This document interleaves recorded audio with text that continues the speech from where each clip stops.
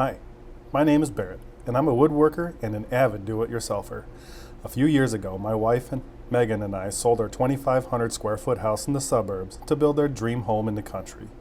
Our goal has been to build debt-free and live a life more connected to our values and beliefs. Since then, we have been working up to this moment, raising the timber frame for our 600 square foot home on 42 acres.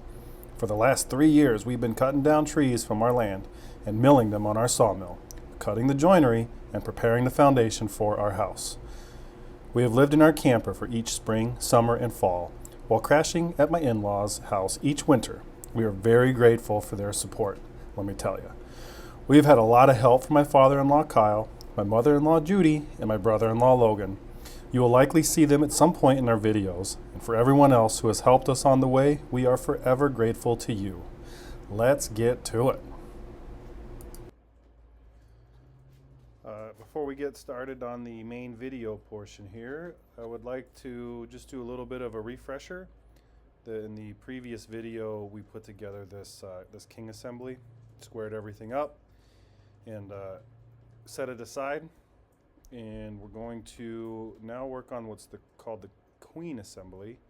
So if I get rid of the first floor and I get rid of the king assembly on the upstairs and the sill, this is what's called the queen assembly. And yeah, it's a pretty simple structure. There'll be braces built in there, but I've already test fit this in the this long direction along the length of this series of joineries here. So now I've got to test fit in this direction, make sure that the braces are all fit and everything is square. And when it's all said and done, I'm going to have an assembly that's these three pieces and this piece with all of the braces and everything. And I'll have 3 of those total. We're going to pin those together and stack them up. And then when we go to raise this, we're going to try to raise it all in one,